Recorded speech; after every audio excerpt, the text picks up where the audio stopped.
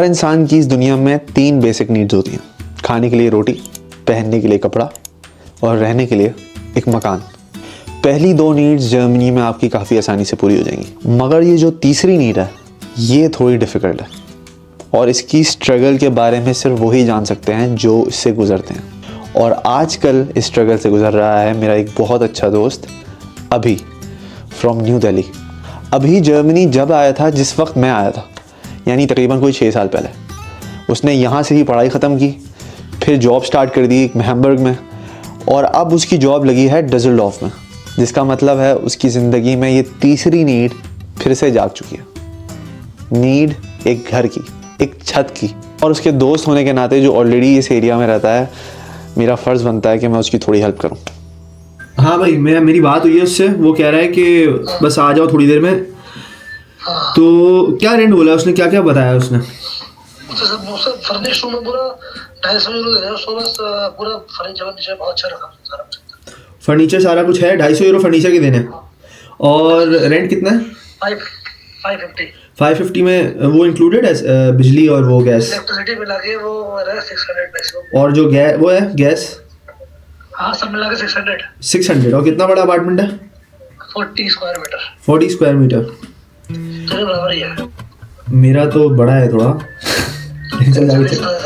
देखता हूँ जाके। चल ठीक है, हो गया बाय। लेकिन सवाल ये है कि ये तीसरी नीड आखिर इतनी डिफ़िकल्ट क्यों बन जाती है हम लोगों के लिए, और इसकी 3 वजूहत हैं। Single, student, immigrant. सिंगल यानी फैमिली है नहीं तो अकेले हैं, कभी भी मूड था कहीं भी मूव हो जाएंगे, क्योंकि जब फैमिली होती है तो थोड़े सेटल्ड होते हैं, इधर उधर हो नहीं सकते। सेकंड पॉइंट है स्टूडेंट, यानी बजट होगा एक, इससे ज़्यादा अफोर्ड नहीं कर सकते, थोड़ी वर्किंग आवर्स होंगे, इसलिए रेंट का कोई मसला होगा तो लैंडलॉर्ड भी आपको देते हुए 100 बार सोचेगा। और तीसरा इमिग्रेंट। ऑब्वियसली जर्मन्स चाहेंगे कि वो जर्मन्स को ही रेंट आउट करें या फिर यूरोपियंस को। अगर ये तीनों चीज़ें आपके अंदर हैं तो प्राइवेट अकोमोडेशन मिलना आपको कई बार मुश्किल पड़ सकती है। इसलिए सबसे पहले तो आप स्टूडेंट अकोमोडेशन की तरफ जाएं, यानी स्टूडेंट एंड वर्क के थ्रू अप्लाई करें स्टूडेंट हॉस्टल्स के लिए, जो कि आपको सस्ता और एक ऐसा ऑप्शन प्रोवाइड करेंगे जो आपके यूनिवर्सिटी से करीब भी होगा। स्टूडेंट हॉस्टल्स में रहने का एक फ़ायदा और भी है कि आप दूसरे स्टूडेंट्स के साथ रह रहे होंगे तो सोशलाइज़ करने का बहुत अच्छा मौका मिलेगा, दोस्त बनाने का बहुत अच्छा मौका मिलेगा। और जो टाइम मैंने अपने स्टूडेंट हॉस्टल्स में गुजारा है, मैं कहता हूँ उससे बेहतर टाइम मेरा था ही नहीं जर्मनी में। That was the best time of my life.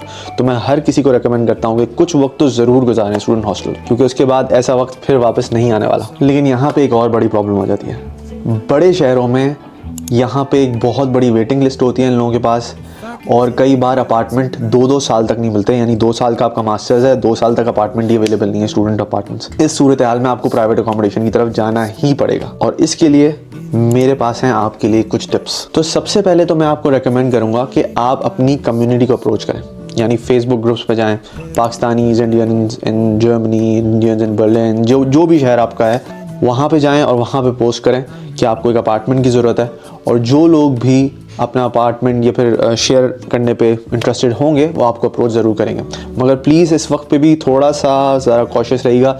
जहाँ पे आप ऐसा पोस्ट करेंगे वहाँ पे बहुत सारे स्कैमर्स भी आपके पास होंगे जो आपको स्कैम करने की कोशिश करेंगे, लेकिन उनसे बच के रहिएगा। किसी को भी पहले पेमेंट कुछ मत कीजिएगा, प्रॉपर डॉक्यूमेंटेशन हर चीज़ करके देख के जब ही आगे बढ़िएगा। दूसरा तरीका है, यहाँ जो फेमस वेबसाइट्स हैं, जैसे फॉर इंस्टेंस सबसे फेमस वेबसाइट जो मुझे पता चली थी उस थी वेगे गेज़ूट। वेगे यानी एक शेयर्ड अपार्टमेंट जो मल्टीपल लोग शेयर करते हैं, उसे बोलते हैं यहाँ पे वेगे। और वहाँ पे आपको बहुत सारे लोग पोस्ट करते हुए नज़र आएंगे अपने अपार्टमेंट्स के बारे में, जहाँ पे रूम्स अवेलेबल होंगे। लोग वहाँ पे अपनी डिस्क्रिप्शंस देते हैं कि उनको किस तरह के रूममेट की ज़रूरत है, अपार्टमेंट मेट की ज़रूरत है, और अपार्टमेंट में क्या क्या चीज़ें हैं। उन सब चीज़ों को देखते हुए आप एक एप्लीकेशन डालेंगे तो उनकी डिस्क्रिप्शन को सही तरह देखें और उन्होंने जो लिखा हुआ है उसी तरीके से उसको रिप्लाई करें। इफ़ यू आर लकी वो आपको बुलाएंगे, आप एक बार चेक करेंगे पूरा अपार्टमेंट, और अगर वो आपको पसंद आ गया और वो आपको पसंद आ गए तो फिर you can come to an agreement. इसमें कुछ चीज़ें बहुत ज़रूरी हैं। सिर्फ यही नहीं कि सिर्फ अपार्टमेंट लेना है, ज़रूरी ये भी है कि एक अच्छा अपार्टमेंट लेना है जहाँ पे लोग भी रहने के काबिल हों। मेरे जर्मनी में कई बार काफ़ी बुरे एक्सपीरियंसेस भी हुए हैं अपार्टमेंट को लेकर, जहाँ पे 10 बजे के बाद वो आवाज़ भी बर्दाश्त नहीं करते थे कि रूम में से एक आवाज़ भी आए। चल रहे हो तो उसमें भी उनको प्रॉब्लम होती थी। तो प्लीज़ जब भी आप अपार्टमेंट ढूंढ रहे हो या किसी शेयर्ड अपार्टमेंट में रह रहे हो तो ये बहुत ज़रूर देखें जो वहाँ लोग रह रहे हैं वो कितने साफ़ सुथरे हैं, कितने यंग हैं, कितने ओल्ड हैं। ज़्यादा ओल्ड होंगे तो मैं आपको फिर बता दूं कि उनको शोर से बड़ी प्रॉब्लम होगी। 10 बजे के बाद वो बोलेंगे अब और आप शोर नहीं मचा सकते या बोल नहीं सकते, या यहाँ तक कि फैमिली से भी फ़ोन पे बात नहीं कर सकते। तो वो चीज़ आपके लिए कई बार टॉक्सिक और थोड़ी प्रॉब्लम्स क्रिएट कर सकती हैं। तो इस चीज़ का बहुत ध्यान रखिएगा हमेशा से। और सेकेंडली, रूम कितना एक्सपेंसिव है। अगर आप अपने करियर की शुरुआत कर रहे हैं या फिर आप स्टूडेंट लाइफ में, तो ऑब्वियसली आपको एक ऐसा रूम देखना है जो कि आपके लिए अफोर्डेबल भी हो और आगे जाके कोई प्रॉब्लम ना बन जाए आपके लिए रेंट पे करना।